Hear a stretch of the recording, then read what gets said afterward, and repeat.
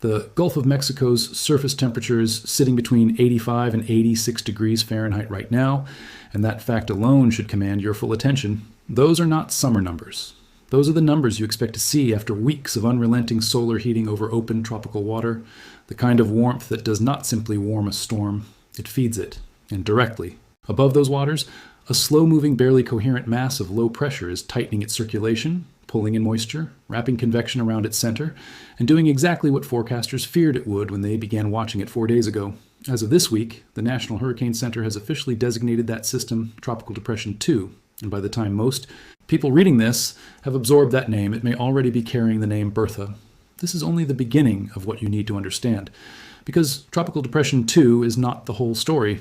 It is not even the most dangerous part of the story today. It is one feature inside a much larger atmospheric arrangement, a pattern that has been building for the better part of 2 weeks and is now expressing itself simultaneously in multiple regions of the United States in ways that are, taken together, genuinely unusual for this time of year. There is a heat dome in the west shattering all-time records. There's a frontal system dragging severe thunderstorm threats down the east coast. There is flooding already underway along the river corridors of the interior. And there is that growing Gulf system quietly intensifying over warm water, waiting for the right steering current to decide where it goes next. One atmospheric configuration, 4 separate hazards. This is what it looks like when the jet stream locks into a pattern and refuses to budge.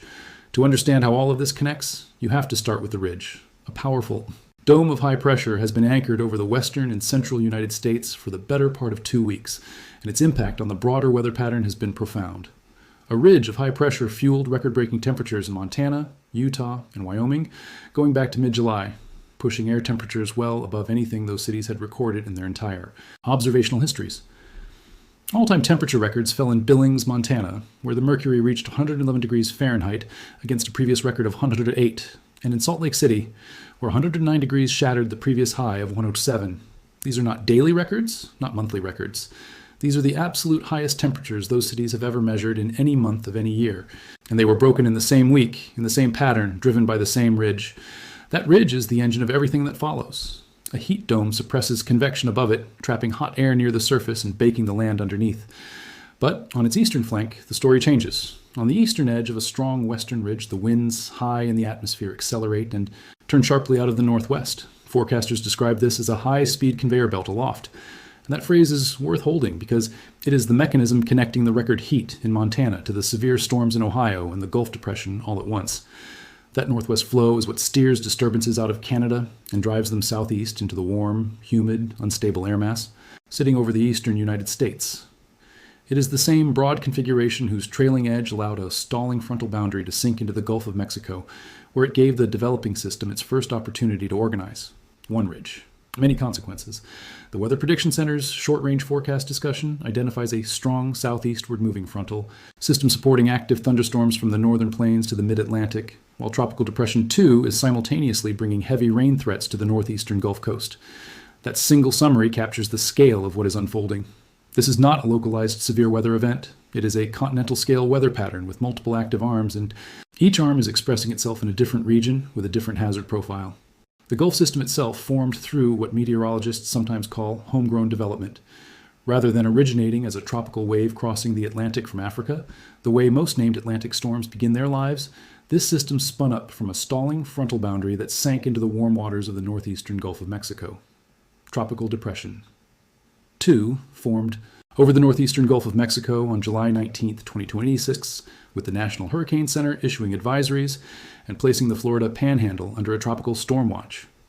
At the time of formation, the system's center was located approximately 155 miles south of Panama City, Florida, moving north-northwest at just over 2 miles per hour, with maximum sustained winds of 30 miles per hour and a minimum central pressure of 1,011 millibars. What stands out immediately in that description is the speed of motion. 2 miles per hour, that is barely drifting. A slow-moving tropical system over water temperatures of 85 to 86 degrees is not a system that dissipates. It is a system that feeds. Water temperatures across that region are between 85 and 86 degrees Fahrenheit, providing ample fuel for the system to strengthen. And while the center is expected to remain over the open Gulf initially, if the high-pressure system steering it strengthens, the future Bertha would have plenty of warm water to continue intensifying and could eventually reach hurricane status. That caveat about hurricane status is not a prediction. It is been issued for the northern Gulf Coast. The expansion of those watches westward is the detail that matters most in terms of geographic reach. When watches extend beyond the Florida panhandle toward Louisiana and Alabama, the potential impact zone grows considerably, and so does the population at risk. But here is what most people are not paying enough attention to right now. The track of this system is not locked. It is not following a clean, confident forecast cone. The National Hurricane Center's latest advisory described the depression as moving erratically toward the northwest, with a slow northwestward motion expected through the overnight hours before a turn toward the west, northwest, or west. On the forecast track, the depression is expected to move near or along the northern Gulf Coast during the next several days. The word erratically in an official National Hurricane Center advisory is a word that carries weight. It means the system is not being steered cleanly by the large-scale wind pattern. It means small shifts in how the surrounding atmosphere is configured can translate to significant changes in where the center ends up. That uncertainty is not a failure of the forecast. It is the honest physics of a slow-moving system in a complicated environment. That word, slow, is the single most important word in the Bertha forecast right now, and the National Hurricane Center used it deliberately. As of Monday morning, the depression was moving at just 3 miles per hour, roughly the pace of a casual walk. In tropical meteorology, there is a principle that experienced forecasters return to again and again. A slow storm is a flooding storm. It is not the wind speed that determines the total destruction from a system like this. It is how long the system sits over one location while its rain bands continuously unload onto the same neighborhoods, the same drainage basins, the same streets. When a tropical system crawls rather than races, the same communities absorb rainfall for 2 or 3 straight days before the center moves on. And that is precisely the scenario the National Hurricane Center is now describing for the northern Gulf Coast. The path favored most by the National Hurricane Center shows Bertha tracking along or making landfall on the northern Gulf Coast near southeast Louisiana and southern Mississippi by Wednesday. That track would move the center across some of the most flood-vulnerable urban terrain in the United States, including Greater New Orleans, a city that sits largely below sea level and depends entirely on a network of pump stations to remove rainwater from its streets. In flat coastal cities, with aging drainage infrastructure, 4 to 8 inches of rainfall falling over 36 to 48 hours can overwhelm pump systems before the sky even clears. The storm does not have to be a hurricane to cause a crisis in that environment. It only has to be slow and wet. And this system is going to be both.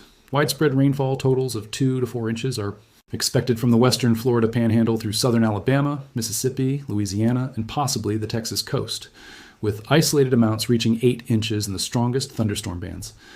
A storm surge of up to 4 feet is possible in coastal Louisiana, Mississippi, and Alabama, and swells generated by the system are expected to produce life-threatening surf and rip currents at Gulf beaches throughout its approach. Algiers residents in New Orleans were already filling sandbags on Monday as Bertha's outer rain bands began pushing moisture northward into the Florida panhandle. That image captures the nature of this threat more clearly than any forecast chart. People who lived through previous Gulf flooding events were not waiting for the system to strengthen. They were preparing because they understood the slow storm rule. There is an additional complication in the Bertha forecast that forecasters are being transparent about. After the system makes landfall near southeast Louisiana around Wednesday, the track becomes genuinely uncertain. Increasing wind shear and land interaction could weaken or even dissipate the circulation over Louisiana. But the latest forecast also carries the possibility that a remnant low could reach the upper Texas coast as a tropical depression by late in the week.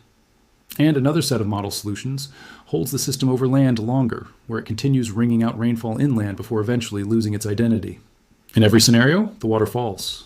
The track uncertainty does not eliminate the rain threat. It only changes exactly where the heaviest totals end up. That is the critical message from the National Hurricane Center. Regardless of the system's ultimate fate, heavy rainfall, gusty winds, and coastal flooding will impact the northern Gulf Coast from Monday night through at least the middle of the week. Here's the larger picture that forecasters are careful to make clear. The 2026 Atlantic hurricane season has been defined so far by 2 successive Gulf threats arriving in rapid succession. Tropical Storm Arthur brought heavy rain and flash flooding to portions of southern Texas, Louisiana, and Mississippi just last month. Now Bertha is targeting the same general corridor. The ground in many of those communities has not fully recovered. Saturated soils hold far. Less additional moisture before runoff begins, which means the flooding threshold for this event is lower than it would be in a dry year. The Weather Prediction Center has already flagged heavy rain threats for the eastern Carolinas and for the central to western Gulf Coast areas associated with this tropical system in its extended forecast discussion. But the Gulf story is not happening in isolation. To the north and east, a completely separate, severe weather threat has been unfolding along the frontal boundary that helped give birth to the system in the first place. The Storm Prediction Center placed much of the Ohio Valley under severe risk for Tuesday, July 24th, with the primary hazard being damaging wind.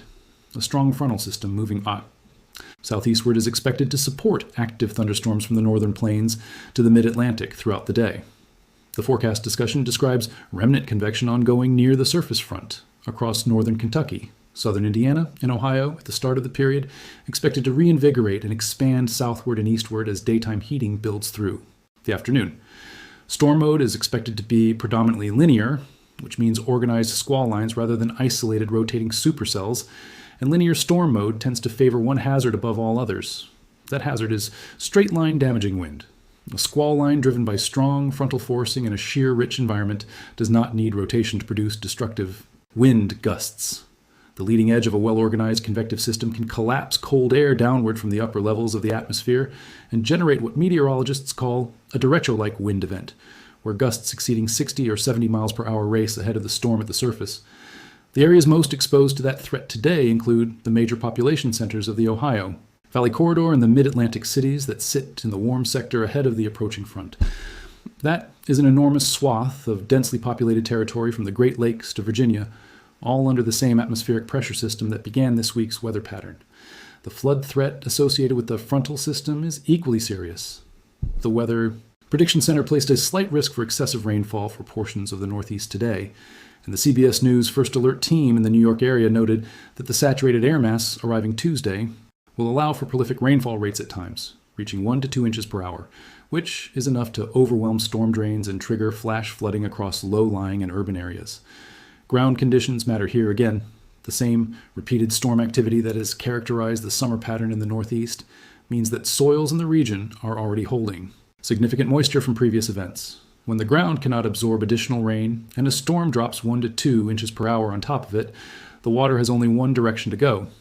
There is a number embedded in the current Storm Prediction Center outlook that puts the scale of today's threat into immediate perspective. More than 90 million Americans are at risk of experiencing severe weather as this frontal system works its way from the Ohio Valley into the mid-Atlantic and the Northeast. 90 million people. That is roughly a quarter of the entire United States population sitting inside a severe weather risk zone on a single Tuesday in July. The primary hazard, as forecasters have been consistent in stating, is damaging wind. But they have also been equally clear that all severe hazards are possible, which means large hail and isolated tornadoes cannot be ruled out as the pattern evolves through the afternoon and into the evening hours. The Storm Prediction Center's forecast discussion for today describes a complex and layered setup. Multiple shortwave impulses are rotating through a broad upper-level trough, covering the eastern United States with a belt of enhanced northwesterly flow driving across the Midwest and into the Ohio Valley. The surface cold front is positioned this morning from roughly the Hudson Valley to the central Appalachians, with widespread showers and thunderstorms either ongoing or developing ahead of it. The critical detail in that discussion is what happens as the day progresses. As daytime heating builds through the afternoon and the approaching shortwave disturbances add lift to an already unstable atmosphere, storm development is expected to become more widespread and more organized. And as the front sags southward and deep layer wind shear becomes more favorably oriented, a supercell or two could break out of the general mess, capable of producing large hail and at least an isolated tornado. That possibility is described as lower confidence, but it is not dismissed. The primary hazard remains organized squall lines producing swaths of damaging wind gusts as large, elongated clusters of storms race ahead of the front. The Storm Prediction Center noted that if storms can cluster effectively and establish a well-organized cold pool of air at the surface, the potential exists for a corridor of significant wind, meaning gusts that could exceed 70 to 80 miles per hour across portions of a densely populated region. Cities including Cleveland, Pittsburgh, Philadelphia, New York City, Baltimore, Washington, and Virginia Beach all sit within or near today's risk area. These are not small communities. These are major metropolitan centers with millions of residents, extensive transportation infrastructure, and urban environments where falling trees and power outages cascade rapidly into large-scale disruption. The flooding dimension of today's threat is the part that deserves particular emphasis: the weather prediction. Center placed portions of the Northeast under a slight risk for excessive rainfall, and local forecast teams across the region have been clear about what that means in practical terms. The I-95 corridor from the Delmarva Peninsula through southern New England is specifically flagged for flash flooding concerns tied to repeated heavy rainfall on already saturated ground. When rainfall rates reach 1 to 2 inches per hour in an urban environment where drainage systems are already processing water from multiple previous storm events, the response time between a storm beginning and streets flooding can be measured in minutes, not hours. This is the part of the severe weather threat that injures and kills people who are not paying attention, not the dramatic tornado or the headline wind event, the flooding that fills an underpass, overtops a roadway, or submerges a basement while someone is driving home from work. By Wednesday, the severe weather focus shifts southward toward the southern mid-Atlantic and the Carolinas. The cold front, now well south of its Tuesday position, drives another round of storm development across Georgia, the Carolinas, and Virginia, with damaging wind again the primary hazard and heavy rain continuing to threaten flash flooding across areas that will have received multiple inches of rain in the preceding 24 hours. The pattern is not a single punch. It is a sequence, methodically walking storm threat after storm threat down the eastern seaboard, one day at a time, through the middle and latter portion of the week. And the heat is not finished either. Despite the passage of the front, which brings temporary relief to the Ohio Valley and Northeast, the heat dome anchored over the western United States is simultaneously sending its eastern influence toward the mid-Atlantic. The National Weather Service issued heat advisories stretching from the Carolinas up through New Jersey in the wake of these storm systems, with heat indices continuing to run well above comfortable levels, even as thunderstorm threats evolve overhead. Cities from Richmond, Virginia, to Boston are contending with temperatures approaching or reaching the upper 90s, with humidity pushing the apparent temperature well above 100 degrees in the most exposed areas. Scientists from the World Weather Attribution Group have already analyzed the July 4th heat spell that preceded these events and concluded its intensity would have been virtually impossible without human-caused climate change. The current pattern is the direct continuation of that same summer. What makes this week's setup genuinely unusual, and why meteorologists keep returning to the same phrase to describe it, is the simultaneous expression of so many different hazard types under one connected atmospherics. Pattern. The heat dome in the west, the severe storms in the Ohio Valley and Northeast, the flooding risk along the I-95 corridor, the tropical system organizing over Gulf waters and targeting Louisiana, the storm surge along the northern Gulf Coast, the ongoing fire weather concerns across drought-stricken portions of the Intermountain West. All of it traces back to the same jet stream configuration. A powerful ridge in the west, a persistent trough in the east, and the boundary between them doing relentless atmospheric work. This is a locked pattern, and locked patterns are dangerous not because of what they do in a single day, but because of what they do repeatedly, day after day, before the atmosphere eventually reorganizes. The question that forecasters are now watching most carefully is how long this configuration holds and what Bertha does while it does. Here is where everything stands, and what you need to watch in the days ahead. Tropical storm. Bertha is crawling toward the Louisiana and Mississippi coast, carrying a flooding threat that does not require hurricane status to be devastating. The northern Gulf coast from the Florida Panhandle to Texas is in its path, and slow-moving systems over saturated ground write their own rules. The severe weather siege, running from the Ohio Valley through the mid-Atlantic and into the Carolinas, continues today and through Wednesday, with damaging wind the lead hazard across a region of 90 million people. The heat dome anchored over the western United States is not retreating. It is the engine behind everything happening on the eastern half of the continent, and it remains locked in place. 4 hazards, 1 pattern, 1 week. The atmosphere has been sending the same signal for days now, and the forecasts have been consistent. This is not a situation where the models disagree or the uncertainty is wide. The broad strokes are clear. What you do with that information, whether you monitor the latest National Hurricane Center advisories, whether you know your evacuation route, whether you check the flash flood warnings before you drive, that part is entirely up to you. Stay ready. Stay informed.